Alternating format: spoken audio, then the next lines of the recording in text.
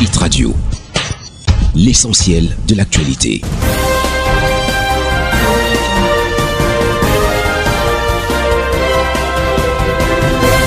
Gislain Kougo. Bienvenue au bulletin d'information sur ITFM 103. De la politique à l'entame, Abdoulaye Babalé n'est plus à la tête de l'ECAM. Accusé par ses pairs du Conseil électoral de faute lourde de gestion, il a été limogé par Paul Biya. Le président de la République a signé et fait publier 2 décrets lundi dernier. Le premier nomme Essoussé Eric au poste de directeur général d'Elections Cameroun en remplacement d'Abdoulaye Babalé. Le second décret nomme Abdoul Karimou au poste de directeur général adjoint de l'ECAM en remplacement de Essoussé Eric, promu directeur général. Les nouveaux responsables sont nommés pour un mandat de 5 ans renouvelable. Les décisions du chef de l'État sont les conséquences de la résolution prise le vendredi 25 mai dernier par les membres du Conseil électoral, constatant la faute lourde d'Abdoulaye Babalé dans la gestion de l'ECAM en sa qualité de directeur général de cet organe en charge d'organiser les élections au Cameroun.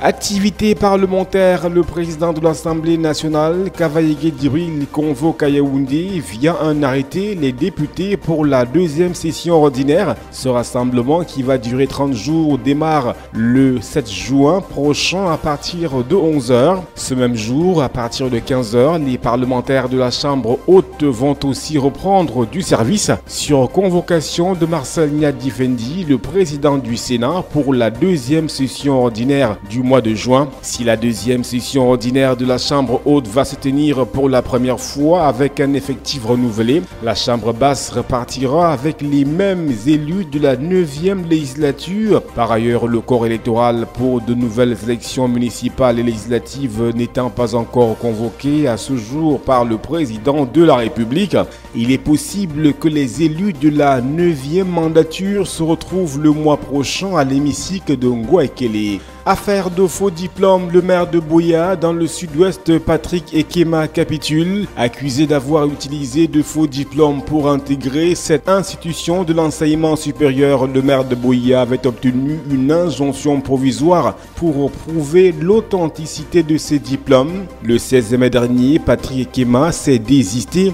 Ses diplômes obtenus au sein de l'institution universitaire avaient été rejetés. L'université de Buea reprochait à Patrick Ekema d'avoir intégré l'établissement avec de faux diplômes. Celui-ci a alors engagé une démarche judiciaire pour obtenir une injonction provisoire. Le 16 avril dernier, le tribunal s'est prononcé en sa faveur, estimant que l'université de Buea n'avait pas respecté le principe du contradictoire. Un mois plus tard, contre toute attente, Patrick Ekema décide d'abandonner la procédure qu'il avait lui-même engagée.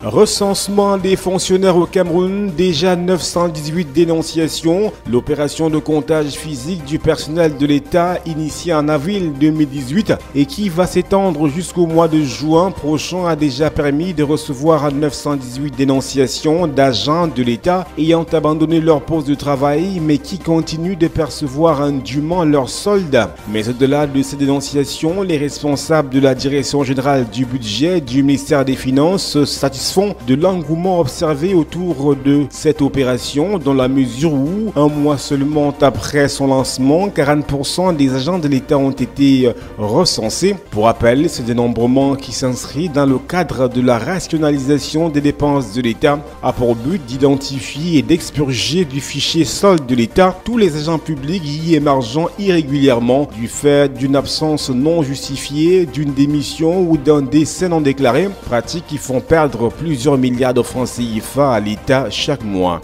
Infrastructure routière, les travaux de construction de l'autoroute Kribi-Lolabé réalisés à 83% d'un linéaire de 38 km et demi. L'autoroute Kribi-Lolabé qui permettra de desservir plus efficacement le port en eau profonde de Kribi dans la région du sud du pays devrait être livrée au cours de cette année 2018. C'est ce qu'on a appris au sortir d'une session du Conseil national de la route Conaroute présidé par le Premier ministre Yan Filémon. Le tronçon de l'autoroute Edea Kribi, l'axe autoroutier reliant la ville de Kribi au village de Lolabé, pourrait ainsi devenir la toute première infrastructure de ce type à être construite dans le pays. Santé publique, 36 000 comprimés de tramol saisis dans la région de l'extrême nord. Les unités de la douane ont effectué à Maroua, dans la région de l'extrême nord, une saisie d'une cargaison de 36 000 comprimés de tramol dissimulés dans un véhicule se rendant à Koussiri, ville frontalière avec le Tchad. Selon ville frontalière avec le Tchad, des saisies similaires ont régulièrement eu lieu dans cette partie du pays depuis plusieurs mois du fait de la recrudescence de la consommation de ce produit par les jeunes. Le tramol qui transite par l'extrême nord sert également à approvisionner des membres de la secte Boko Haram et des voleurs de bétail qui en usent comme drogue afin de commettre des exactions dans les villages de cette région septentrionale du Cameroun.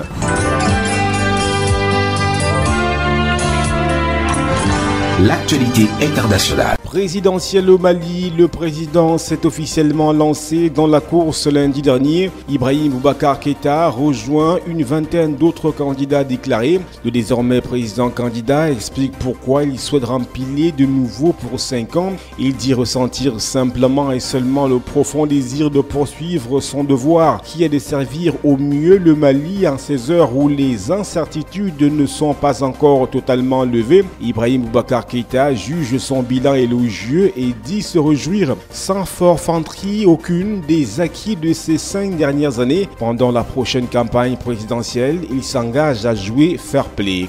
Au Tchad, la présidence propose de compenser les salaires amputés par des avantages en nature. La fonction publique a observé une grève générale à l'appel de la plateforme syndicale revendicative, un regroupement des syndicats les plus représentatifs. Les travailleurs protestent contre le non-respect du moratoire conclu à la mi-mars avec le gouvernement pour payer aux employés intégralement leur salaire après plusieurs mois de coupe pour faire face à l'austérité. Une promesse qui n'a pas été tenue et comme il y a 2 mois, le service public a été paralysé en ce début de semaine. Au Tchad encore, le syndicat des magistrats a aussi appelé à la grève pour protester contre les tirs contre le véhicule d'un avocat qui venait de récupérer ses clients libérés par la justice. Les magistrats pointent la responsabilité du gouverneur de la région du Logone occidental et les responsables de la gendarmerie appellent à des sanctions.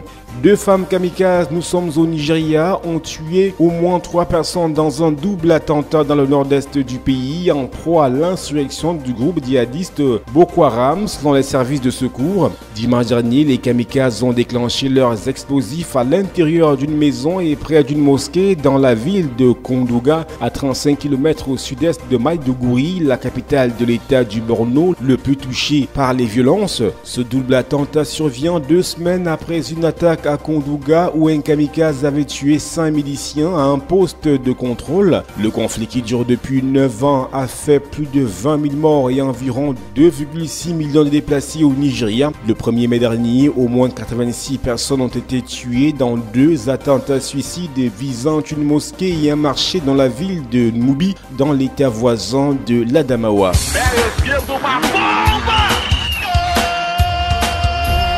L'actualité des sports.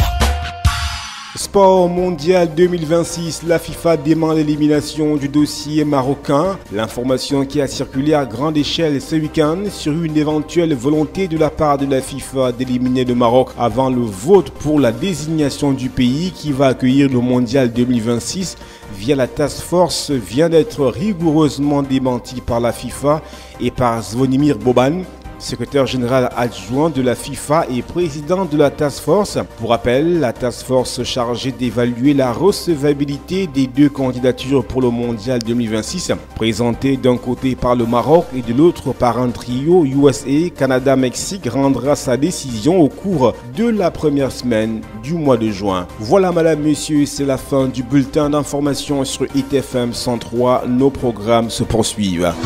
Hit Radio.